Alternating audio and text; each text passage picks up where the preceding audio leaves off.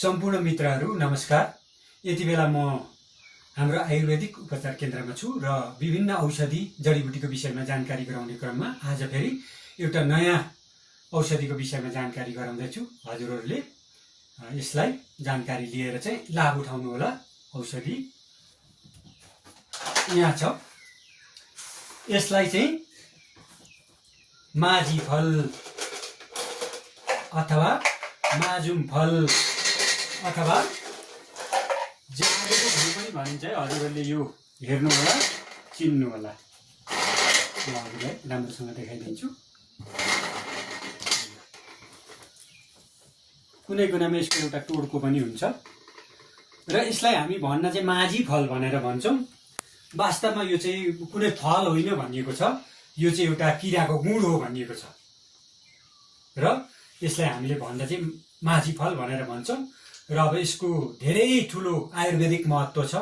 यसले चाहिँ धेरै भयङ्कर भन्दा भयङ्कर डरलाग्दा रोगलाई चाहिँ यसले निको पार्छ। मैले यो धेरै बिरामीहरूमा प्रयोग गरिसकेको छु र अब यसले खास के काम गर्छ, कस्तो बिरामीमा काम गर्छ भन्ने कुरा चाहिँ म हजुरहरूलाई जानकारी गराउन लागिरहेको छु। हेर्नु होला। अब यो फलले चाहिँ के काम गर्छ त भन्ने विषयमा र यसको सम्पूर्ण जानकारी चाहिँ म हजुरहरूलाई गराउँदैछु। यो कुनै फल होइन, मैले अघि नै यसलाई चाहिँ भनिसकेँ। यसलाई एउटा किटको अथवा किराको चाहिँ घर मानिएको छ र युनान, सिरिया, त्यस्तै गरेर टर्की, फ्रान्समा विशेष गरी यो पैदा हुन्थ्यो। यस्तै एउटा काँडादार रुखमा चाहिँ यसको पैदा भएको पाइन्छ र खास गरी यो इन्डोनेसियातिर पनि बढी मात्रामा हुने गरेको छ।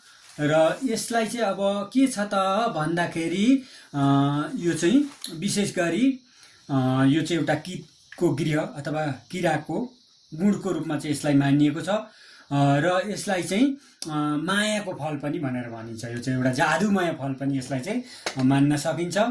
अब यसमा चाहिँ कुन किसिमको तत्त्वहरू हुन्छ अथवा के को मात्रा हुन्छ भन्ने कुरा पनि म हजुरहरूलाई जानकारी गराउँछु। यो चाहिँ विशेष गरी एकदमै गर्मी ठाउँहरूमा चाहिँ यो उत्पन्न हुन्छ। जस्तो हामीले नेपालको सन्दर्भमा भन्ने भने कटुस जस्ता रुखहरूमा चाहिँ यो पैदा हुन्छ। कटुसको पातमा पनि हजुरहरूले यस्तै देख्नुभएको होला, तर त्यो चाहिँ नरम खालको हुन्छ है। कटुसको पातमा हुने चाहिँ यो चाहिँ कडा हो र कटुस प्रजातिको रुखहरूमा यो चाहिँ एकदमै धेरै गर्मी हुने क्षेत्रमा चाहिँ यसको चाहिँ उत्पादन हुन्छ र कति साथीहरूले चाहिँ भारतमा पनि यसको चाहिँ उत्पादन भएको पाइन्छ अथवा यो चाहिँ पाइन्छ भन्ने गरेको सुनिन्छ। अब त्यो कहाँसम्म सत्य हो र अब यसलाई धेरै कुरा भन्ने भन्दा पनि यसको चाहिँ औषधिको यो गुण चाहिँ यसमा खास के छ भन्ने कुरा चाहिँ म हजुरहरूलाई बताउँदैछु। र यसमा चाहिँ 50 देखि 70% चाहिँ गैलोटेनिक अम्ल भन्ने चाहिँ पाइन्छ। त्यस्तै गरेर चाहिँ यसमा चाहिँ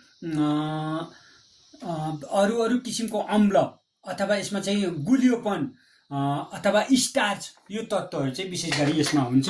र अब यसले चाहिँ खासमा भन्ने भने चाहिँ घाँटीको लागि एकदमै यो टन्सिल छ, घाँटी यस्तो दुख्ने समस्या छ र यो स्वर बस्छ नि, जुन कोही बेला चाहिँ गला एकदम सुक्खा जस्तो हुन्छ, त्यसको लागि चाहिँ यो चाहिँ एकदमै राम्रो औषधि हो। यसलाई चाहिँ फुटाएर सानो टुक्रा च्याप्ने, चुसिरहने, यो चाहिँ एकदम तर्रो तिक्त, त्यस्तै गरेर चाहिँ यो विविध अन्य रसहरूले चाहिँ भरिपूर्ण छ र घाँटीको लागि चाहिँ एकदमै यो चाहिँ रामबाण औषधि हो। मैले चाहिँ यो धेरै घाँटीका विशेषज्ञ डाक्टरहरूले पनि उपचार गरेर निको नभएका बिरामीहरूलाई चाहिँ यसको साथमा अन्य औषधिहरू मिश्रण गरेर निर्माण गरेको, धुलोबाट निर्माण गरेको छु। र यसको विशेष गरी एउटा मञ्जन पनि भनिन्छ। मञ्जनमा पनि यसको दन्त मञ्जनमा पनि यो माझी फलको चाहिँ प्रयोग हुन्छ र त्यसले चाहिँ गिजाको लागि, जो गिजाको समस्या छ, गिजाबाट खुन आउने छ, गिजा सुनिने समस्या छ, त्यस्तै गरेर यो दन्ते हर्षा पनि भन्छ, दाँतबाट चाहिँ खुन आउने, त्यस्तै दाँतको जराहरू कमजोरी हुँदै जानेमा चाहिँ त्यो बनाउने विधि चाहिँ कस्तो छ भन्दाखेरि त्यसको दन्त मञ्जनको फरक फर्मुला छ। त्यो आज म त्यो विषय भन्दा पनि विशेष गरी घाँटीमा चाहिँ हुने टन्सिल, चिसोको कारणले चाहिँ गला बस्ने, त्यस्तै गरेर घाँटी चाहिँ दुख्ने, थुक निल्दाखेरि एकदमै यो घाँटी दुख्ने समस्या हुन्छ कोही बेला। एकदमै हामीले चाहिँ यो टाउकोलाई शिरलाई चाहिँ अलिकति कस्तो अप्ठ्यारो पारेर बडा कष्टको साथ चाहिँ हामीले थुक निल्नुपर्छ, घाँटी धेरै दुख्छ थुक निल्दाखेरि। त्यो समस्यामा चाहिँ यो माझी फलको टुक्रा यसलाई फुटाएर चाहिँ टुक्रा चुसिरहने, बिहान एक टुक्रा, दिउँसो एक टुक्रा, बेलुकी एक टुक्रा चुसिरहने, धेरै बेर चुस्ने, त्यो क्षणिक चुसेर फ्याँक्ने होइन, धेरै बेर चुसेर चाहिँ यसलाई लिने। त्यस्तै गरेर गीत गाउने, भजन गाउने, कुनै लामो समयसम्म भाषण गर्ने कलाकारहरू, त्यस्तै गरेर चाहिँ अन्य जो स्वरलाई प्रयोग गर्नुहुने महानुभावहरू हुनुहुन्छ उहाँहरूको लागि त रामबाण हो। किनभनेदेखि मैले लगातार महिना दिनसम्म यो चाहिँ गायन कला, बोल्ने कलामा पनि यो चिजलाई प्रयोग गरेर चाहिँ एकदम स्वरलाई चाहिँ यथास्थानमा राखेको छु। यसको साथमा चाहिँ अब के छ त भन्दाखेरि त्रिफला, यो माझी फल, त्यस पछाडि यष्टी मधु र सेतो खयर, यो चिजहरूलाई चाहिँ जम्मा गरेर अझै औषधि बनाउन सक्यो भने त त्यो त अब के त भन्दाखेरि एकदमै रामबाण के। जसरी भगवान् रामले चाहिँ धनु हान्दाखेरि जुन ठाउँलाई ताकेर हान्नुभयो त्यो मिस जाँदैन थियो, त्यस्तै गरिकन जुन रोगको लागि, घाँटीको रोगको लागि हजुरले औषधि प्रयोग गर्नुभएको छ त्यसमा चाहिँ फरकै जाँदैन। माझी फल, मायाको फल, माजुम फल भनेर मैले हजुरहरूलाई जानकारी गराएँ। जडीबुटी बेच्ने ठाउँतिर यो प्रशस्त पाइन्छ है, महँगो चाहिँ महँगै पर्छ। हेर्नु यसलाई चाहिँ 20 रुपियाँदेखि 25 रुपियाँसम्म पर्छ गोटामा किन्दा चाहिँ।